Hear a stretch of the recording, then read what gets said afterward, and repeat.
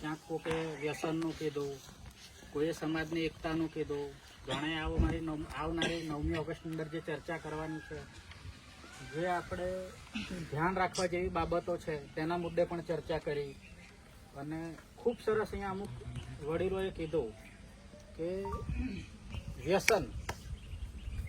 વ્યસનની અંદર એવું છે કે ભાઈ અમે બી એવું ઈચ્છીએ છીએ કે દરેક ગામના એક યુવાન થકી 10 સ્વયંસેવક આવે, જે તમે તમારી જાતે તમારી અનુકૂળતાએ સમિતિની અંદર નામ પહોંચાડો અને તેની અંદર એવા સ્વયંસેવક આપો કે જે નિર્વ્યસની હોય. પછી એવું ના હોય કે એ સ્વયંસેવક આવે ને 10 ને એવું કે ચાલ આપણે પીન પછી સેવા કરવા જઈએ. એ શોભા નહીં આવે. આપણી 9મી ઓગસ્ટની વસ્તુ શોભા નહીં આપે.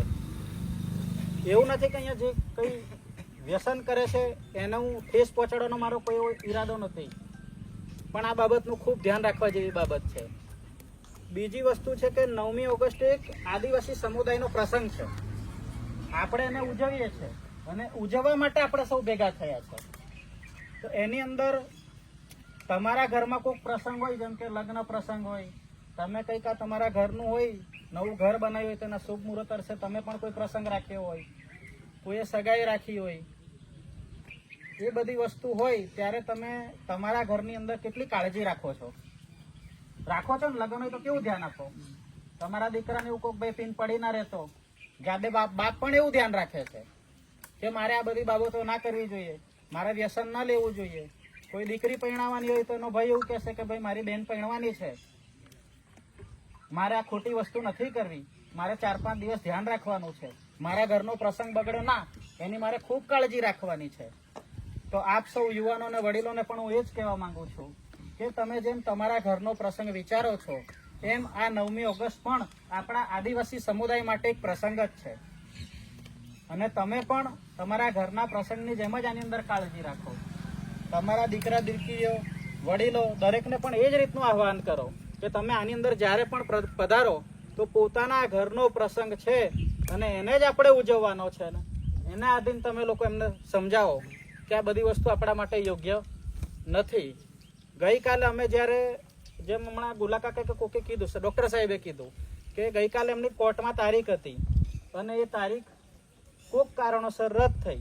અમને સમય મળ્યો, આજ સુધી 9મી ઓગસ્ટ થઈ અહીંયા 2019થી કરે છે એવું આપ સબ જણાઈ રહ્યા છો.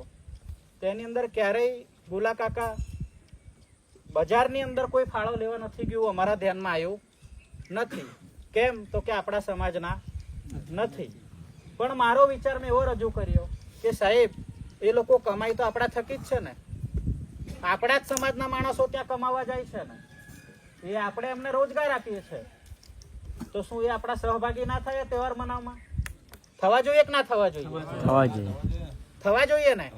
અને એ વિચાર થકી જ્યારે અમે ગોગંબાની અંદર ચાલુ કર્યું ત્યારે ગઈકાલે અમે 30,000 ઉપર એક જ પાવતી બુકની અંદર ફાળો ભેગો કર્યો. આ એક વિચારની તાકાત છે. તમે સારું વિચારવાનો તો પ્રયત્ન કરો. આપણે પહેલેથી જ એવું વિચારીએ છીએ કે આ માણસ અમારી માટે નહીં કરે, આ માણસ અમારા સમાજને ટેકો નહીં કરે, આ આપણા સમાજનો માણસ ખોટું વિચારશે, તો એ પછી શક્ય જ નથી. જેમ હમણાં એક આપણા આમ આદમી પાર્ટીના કાર્યકર્તા અને ચૂંટાયેલા પ્રતિનિધિએ કીધું કે ભાઈ તમે જે સત્તાધારી પક્ષ છે એમને આમંત્રણ પાઠવો, 5 જણ બેઠક કરો. બેઠક આપણે કરવાની ક્યાં જરૂર પડે? શું જરૂર છે એની માટે બેઠક કરવાની? તમને લાગે છે બેઠક કરવી જોઈએ? આપણે એની અંદર લખ્યું છે કે આ બિન રાજકીય કાર્યક્રમ છે. આપણે એની અંદર લખ્યું છે કે આમાં કોઈ પક્ષ પાર્ટી આપણે કરવાની નથી. તો શું એટલું એમને લખતા વાંચતા આવડતું હશે? આવડતું હશે? તો અહીંયા એ મુદ્દા રજૂ કરવાની ક્યાં જરૂર પડે? આજે મિથુનભાઈ જયારે આવ્યા ત્યારે એમને પણ કીધું હતું તમે આવો, તમારા આગેવાનોને પણ કહો, તમારા રાજનીતિક પ્રતિનિધિને પણ કહો કે તમે આવો. એમને એ મેસેજ પહોંચાડ્યો નહીં તો આ ઘટના બની ને. 2 દિવસથી સતત ભરતભાઈ આવી રહ્યા બોરિયાવાળા, આપણે તો એમને બી કીધું તમે આવો, મોસ્ટ વેલકમ. અહીંયા આવવા માટે ડર કેમ લાગે? કઈ ખોટું કામ કર્યું છે તો ડર લાગે ને. આપણે એવું કામ જ ના કર્યું હોય તો આપણે છાતી ઠોકીને અહીં ઉભા રહીએ કે ભાઈ હું જઈશ, મારા સમાજનો કાર્યક્રમ છે અને મારે જવું જોઈએ અને બીજા 10 માણસને પણ લઈને જઈશ. એવું થયું અહીંયા? અહીંયા તો વિરોધી ચર્ચા થઈ રહી છે. સરપંચો શું છે? સરપંચો કયા પક્ષના મળે? આજે અમે લોકો 7 ઝોનની બેઠક કરી ગુલાકાકા, તેની અંદર ક્યાંય કોઈ સરપંચ આવ્યા નથી. કેમ તો કે અમને દબાવશે, અમને ખખડાવશે. શું અમે લોકો કોઈ આમ આદમી પાર્ટીનો પ્રચાર કરવા ગયા હતા ત્યાં? શું કોંગ્રેસનો પ્રચાર કરવા ગયા હતા? તમે બધા બી ત્યાં આગળ અમને સાંભળ્યા છે. ક્યાં એવું લાગ્યું કે અમે કોઈ પક્ષ પાર્ટીની અંદર ચર્ચા કરી હોય? આપણે એ બધી કરવાની જરૂર નથી પડતી. મેં તમને એક ઉદાહરણ થકી સમજાવીશ, અને હું વારે વારે આ ઉદાહરણ આપું છું કે જેથી ખરેખર તમારા મગજની અંદર આવી વસ્તુ એક વિસ્તરે અને સમજણ આવે. તમે બધાએ તમારા દીકરા દીકરીને પરણાયા છો? વહુ તો લાયા છો ને ઘરમાં? લાયા છો કે નહીં લાયા? લાયા છો કે નહીં? બોલશો તો મને ખબર પડશે, નહીં તો મને એવું લાગશે કે તમે બેરા છો ને હું મૂંગો છું. હે? તો તમે તમારા ઘરની અંદર જે વહુ લાયા એ તમારા દીકરાને કોઈ પણ પ્રકારની સમજણ ના આપતી હોય, સહકાર ના આપતી હોય, ખેતી કામમાં સહકાર ના આપતી હોય, તેના સાસુ સસરા ના સાચવતી હોય, તેના બાળકોને પણ ખરાબ વર્તન કરતી હોય, તો તમે એવા સંજોગની અંદર શું કરો? હે? જોરથી બોલો, શું કરો? છૂટાછેડા કરો ને. તો આવું આપણે રાજનીતિમાં વિચારવું જોઈએ કે જે આપણા સામાજિક યુવાનો છે, જે આપણા સામાજિક નેતાઓ છે, જે આપણા રાજનીતિક નેતાઓ છે, એ લોકો આપણી જરૂરિયાત પૂરી ના કરતા હોય ત્યારે જ આપણે બદલવાની જરૂર પડે ને. બાકી શું બદલવાની જરૂર? એ બહુ તમારું સારું કરતી, તમે એવું કહો કે આને કાઢી મૂકો. આ એક સમજણ માટે ઉદાહરણ આપું છું. આપણે કોઈનો વિરોધ નથી કરતા. સાચી વાત. આપણને સારા શિક્ષણની જરૂર છે તો સારી શાળાઓ બનાવો. આપણને રોડ રસ્તાની જરૂર છે તો એ કરો. એ બધું કરી આપશો, તમે એમનો વિરોધ કરશો? નહીં કરો ને. આજે મોહન દાદા મરી ગયા, ગુલા કાકા કેટલા વર્ષ રહ્યા? 11 ટર્મ ધારાસભ્ય રહે. 11 ટર્મ. બોલો, એ સારા કામ ના કર્યો તો એમને કોઈ ટકવા દેતું? ઠેકાણા નતા ને તે મુવાડા બસ જતી હતી. આજે લો સાંભળો, જાય છે. એમના કામ બોલે છે. આપણે એ હેલિકોપ્ટર ઉતરે એવા એ આપણા તો આવતા ભણવા જાય હવે આ બધી વસ્તુનું આપણે ધ્યાન રાખવું જોઈએ. આપણે ક્યારેય કોઈ વ્યક્તિગત રાજનેતાનો વિરોધ કરતા નથી. અને આપ સૌ વિડીયો પણ ઉતારો છો, ફોટોગ્રાફી પણ લો છો. આના માધ્યમથી દરેક પક્ષ પાર્ટીના રાજનેતાઓને કહેવા માંગીએ છીએ કે એ આ 9મી ઓગસ્ટ એ સામાજિક કાર્યક્રમ છે. આપ સૌ અહીંયા આવો અને અમારા સહભાગી થાવ એવી આપ સૌને વિનંતી કરીએ છીએ. અને તમે પણ મેસેજ થકી, ફોન થકી જણાવી દેજો કે હવાઈ તમે કઈ ખોટું કામ નથી કર્યું. એ લોકો બલાત્કારી છે,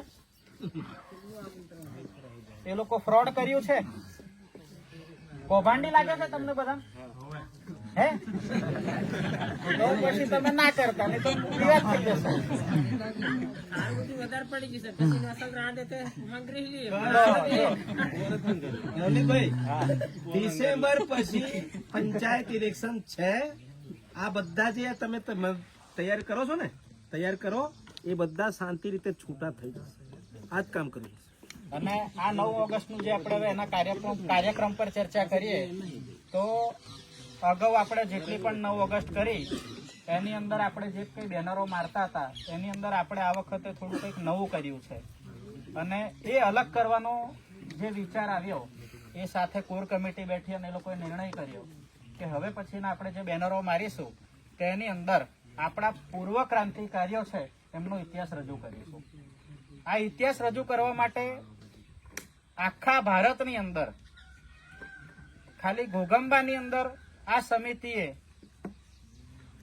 આ બેનર બનાવ્યું છે. તમારે ચેક કરવું હોય તો કરી લેજો. ક્યાંય કોઈ પણ 9 ઓગસ્ટ થાય છે ત્યાં આગળ ક્રાંતિકારીઓના પૂરેપૂરા ઇતિહાસ દર્શાવવામાં નથી આવ્યા, પણ આપણે એ વસ્તુ કરી છે જેથી આપણો સમાજ આપણા ક્રાંતિકારીઓને યાદ રાખે અને એમના બલિદાનને યાદ રાખે. અને આપણે આવનારી પેઢીને પણ એ વસ્તુ સમજાવી શકીએ. જે કંઈ ઇતિહાસ ભૂલી ગયા છે એને ફરી દોહરાવવામાં આવે.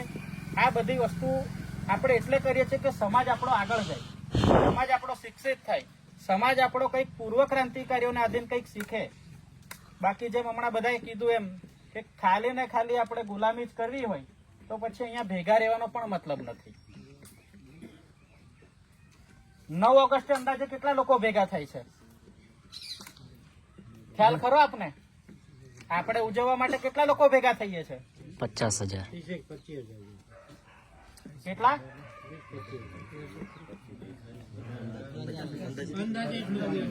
50,000 ભેગા થઈએ છે. આ તમારો કીધેલો આંકડો છે. તમારા સૌમાંથી ખાલી 5,000 લોકો, સમાજના લોકોને કોઈ પણ શોષણ થતું હશે ને, એની સાથે અન્યાય થતો હશે ને, તો ખાલી તમે લોકો ઉભા રહેશો ને ત્યાં એનો નિકાલ આવી જશે. આપણે 9મી ઓગસ્ટે એકલા ભેગા થવાની જરૂર નથી. 365 દિવસ જ્યારે પણ સમાજની અંદર અન્યાય થાય, શોષણ થાય અને કોઈ એવું અહિત થાય તો આપણે એકતા દર્શાવીને ત્યાં ઉભું રહેવાની જરૂર છે. તમે બધા તૈયાર છો ઉભું રહેવા માટે? એવું ના વિચારશો કે 9 ઓગસ્ટ પતી ગઈ એટલે આપણે ભૂલી જવાનું. હવે આપણે એકતા ખરેખર ક્યાં બતાવવાની જરૂર છે? 9 ઓગસ્ટ તો એટલે ઉજવીએ છીએ કે બધાને યાદ રહે કે આદિવાસી જીવિત છે આ દુનિયાની અંદર, આદિવાસી આ ભારત દેશની અંદર વસે છે એની માટે છે. બાકી બીજું કઈ લાગે તમને? તમારે બી કોઈના બાબતે કઈ કહેવું હોય તો કહી શકો છો. તમે બધા તીર કમાન જોયું છે? તીર કમાન વડીલો, તીર કમાન જોયું ને? તો અમે લોકો એ જે તીર ખરું ને, એ તીર અમે સબ યુવાનો છે. આ યુવાનો તીર જેવા છે, ગમે ત્યાં ખૂબ ઘાતક રીતે જઈ શકે. પણ અમને એ સમજણ ના હોય કે કેટલી ગતિએ જવું, તો એ કામ કમાન કરે. અને એ કમાનનું કામ આપ સૌ વડીલોએ કરવું જોઈએ. વડીલ એ તીરને દિશા બતાવે છે કે એને કેટલી ઝડપે જવું જોઈએ, ક્યાં સચોટ નિશાને જવું જોઈએ અને ક્યાં મોકલવું છે, એ નિર્ણય વડીલો કરે. તો આપ સૌ વડીલોને પણ વિનંતી છે કે આપ યુવાનોનું પીઠબળ બનો. યુવાનોને ખાલી ને ખાલી પીઠબળની જરૂર છે. યુવાનો લડવા માટે તૈયાર છે. આજે જેમ હમણાં બધાએ વાત કરી, GFL ની ઘટના બની તો યુવાનો ત્યાં ગયા ને, આજે આંદોલન કર્યું ને, અગાઉના વડીલોએ ક્યારે એનો મોરચો ઉપાડ્યો હતો? મેં એવું નથી કહેતો એ લડી નથી શકતા, પણ ત્યારે ક્યાંક ને ક્યાંક આપણે શિક્ષણનો અભાવ હતો. આપણને ખબર નથી કે આપણે એની માટે લડત લડવી જોઈએ. અને આજે આ યુવાનો લડ્યા, એમનું પીઠબળ ક્યાંક ને ક્યાંક વડીલો બન્યા, ત્યારે એ GFL કંપનીની અંદર આંદોલન થયું અને તેનો એક પ્લાન્ટ હજી સુધી બંધ છે એવું આપ સૌ જણાઈ રહ્યા છો. તો એ આપણી પ્રગતિ છે. એ આપણું આંદોલન આપણે સક્સેસ કર્યું. સાચી વાત કે ખોટી વાત? આપ સૌને મારી એટલી જ વિનંતી છે કે આ 9મી ઓગસ્ટની અંદર ખૂબ ધ્યાન રાખો. તમે તમારા બાળકોને પણ સમજાવો, જે પણ કંઈ અહીંયા આવતા હોય નિર્વ્યસની આવે, પોતાનું ધ્યાન રાખે અને બને ત્યાં સુધી મોટા સાધનમાં આવો. 15-20 લોકો એક સાધનમાં આવે, જેથી સમિતિના સ્વયંસેવકોને તમને જે પણ કંઈ મેનેજમેન્ટ કરાવવાનું છે એની અંદર સરળતા રહે. જે પણ કોઈ વક્તા છે એમને પણ ખૂબ ધ્યાન રાખવા જેવી બાબત છે કે કોઈને ઠેસ ના પહોંચે એ રીતનું તમે પણ ભાષણ કરો. ભાષણની અંદર રાજનીતિક મુદ્દો લેવો એ પણ જરૂરી છે, પણ તમે તમારી માંગને દર્શાવો. તમારી જે ચાલુ સરકાર છે એમાં તમારી માંગને રજૂઆત કરો. જે તમારી સાથે અન્યાય થયો છે એની માટેની રજૂઆત કરો.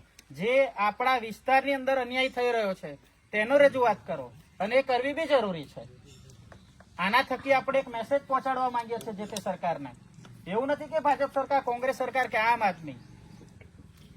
મેં તમને જે ઉદાહરણ આપ્યું એની અંદર દરેક સરકાર બંધબેસતી આવે છે. એ આમ આદમી હશે એ કામ નહીં કરે તો આપણે એને પણ બદલવી પડશે. કોંગ્રેસ હશે એ કામ નહીં કરે તો આપણે એને પણ બદલવી પડશે. ભાજપ કામ નહીં કરે તો આપણે ભાજપને પણ બદલવી પડશે. વાત સાચી કે ખોટી? આપણે સમાજે એકતા થઈને રહેવું જોઈએ. એક કહેવત છે કે ભાઈ એકલામાં બળ નથી, એકતામાં બળ છે. માનો છો ને આપ સૌ? એકતામાં બળ નથી, એકલામાં બળ નથી, એકતામાં બળ છે.